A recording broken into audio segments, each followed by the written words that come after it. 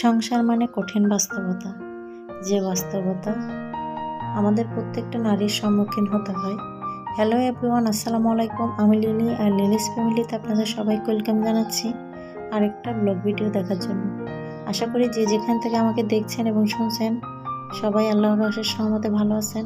আলহামদুলিল্লাহ, আমিও আমার পরিবারের সবাই আল্লাহর অশেষ রহমতে ভালো আছি। প্রথমে যে কথাগুলো বলছি সেগুলো হচ্ছে এরই দৃশ্য, কারণ আমরা যখন একটা মেয়ে অবিবাহিত থাকি, মানে আমার ফ্যামিলির সাথে থাকি, মা বাবার সাথে থাকি, তখন এইসব কাজগুলো কিন্তু আমরা দেখে করতে দেয় না। অনেক সময় অনেক পরিবারে দেখবেন মেয়েদেরকে অনেক আদর যত্নে রাখা হয়, কোনো কাজই করতে দেওয়া হয় না, ছোট বা বড়।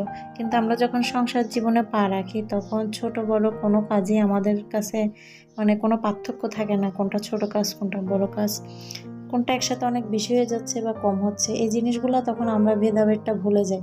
তো এটা হচ্ছে কঠিন একটা বাস্তব জায়গা, বা এটা হচ্ছে বাস্তব একটা কথা, সেটাই শেয়ার করলাম আজকে আপনাদের সাথে। তো আমার বাসায় আজকে শুক্রবার কিছু বাজার আনা হয়েছিল, আর বাজারের সাথে সাথে বেশ কিছু মুরগি আনা হয়েছিল। তো আমি সেগুলো একটু কুটে, মানে পুরো কুটি নাই, 2 টুকরো করে করে আমি রেখে দিব ফ্রিজে, সেই জন্য একটু পরিষ্কার করে নিচ্ছিলাম।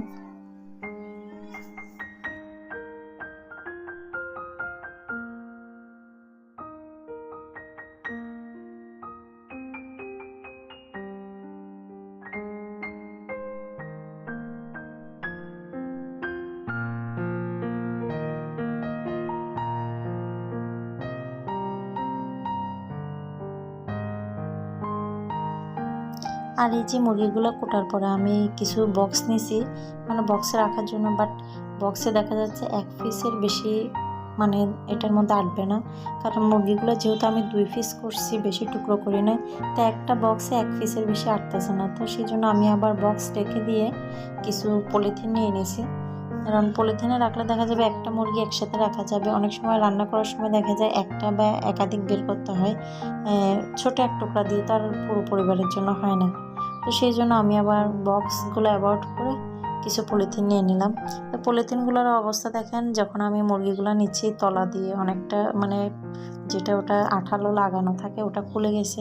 তো আমি কোনো রকম করে রেখে দিছি, আর পলিথিনগুলো একটু মোটা নিছি, কারণ অনেক সময় দেখা যায় ফ্রিজে রাখলে না পলিথিনে করে মানে যে রক্ত পানিগুলো পড়ে ওগুলো অনেক সময় ফ্রিজে বেশি হয়ে যায়। তো একটু মোটা পলিথিনে রাখলে এটা আর হয় না আর কি।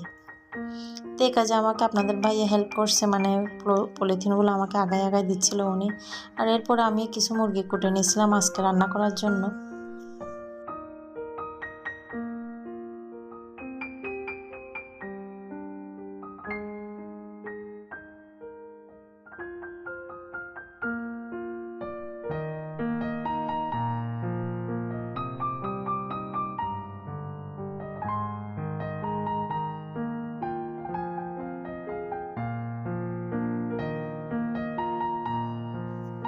তো এই যে মুরগিগুলো আমি কষানো বসাই দিয়ে, মানে রান্নাতে বসাই দিয়ে আমি আমার আদার্স কাজগুলো, মানে যেগুলো ধোয়া ফেলা হয়েছিল, আমার বাসায় বিকেলে আবার 2জন মেহমানও আসছিলো, মানে আমার ভাগ্নে হয় বোনের ছেলে, ওরা আসছিলো, ওদেরকে একটু চা নাস্তা দিছি।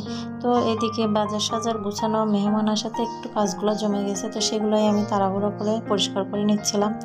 আর এই পর্যন্ত আমার ভিডিওর যারা দেখতেছেন বা এই মুহূর্তে যারা ক্লিক করছেন বা এই ভিডিওর এই পর্যন্ত আমার সাথে যারা ছিলেন, তাদের সবাইকে আমি রিকোয়েস্ট করব, আমার ভিডিওটার কোনো একটা পার্ট যদি আপনাদের কাছে ভালো লেগে থাকে তাহলে প্লিজ আমার ভিডিওটাতে একটা লাইক দিয়ে যাবেন।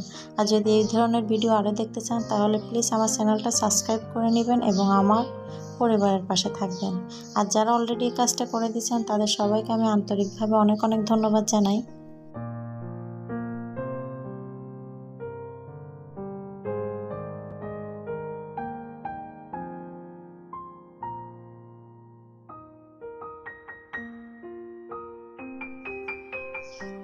তো আমি এভাবে আমার যত অপরিষ্কার থালা বাসন প্লেট বাটি যা যা ছিল সবই ধুয়ে নিছি। আর এগুলো ধোয়ার পরে এই যে মুরগি ধোয়া টাওয়া হয়েছে, মানে থালা বাসন ধোয়াইছে, হাউজের চারপাশে অনেকটা ময়লা হয়ে গেছিলো, তো আমি একেবারে এটাও ক্লিন করে নিচ্ছিলাম। যে কোনো কাজ আপনি সাথে সাথে করলে দেখবেন যে কাজটা আর মানে নিজের কাছে ভারী হয়ে থাকে না বা কষ্ট লাগে না। আর এটা হচ্ছে আমার মুরগি রান্না হয়ে গেছে। আর মুরগি রান্নার পরে আমি চুলাটা কিন্তু গরম অবস্থায় একটা ভিজা কাপড় দিয়ে জাস্ট মুছে নিচ্ছি, অনেক তেল চিটচিটে হয়ে গেছে। সেই জন্য দেখা যায় এই গরম চুলাটা পরিষ্কার করে নিলে না, মনে করেন এই যে হালকা ভিজা কাপড় দিয়ে আপনি মুছে ফেলবেন জাস্ট, তাহলে দেখবেন পরিষ্কার হয়ে গেছে। আর এটা হচ্ছে দুপুরের অংশ, আমি আমার বেসিন এরিয়াটা একটু পরিষ্কার করে নিয়েছি, সেটাও আপনাদের সাথে আজকে ছোট করে শেয়ার করলাম।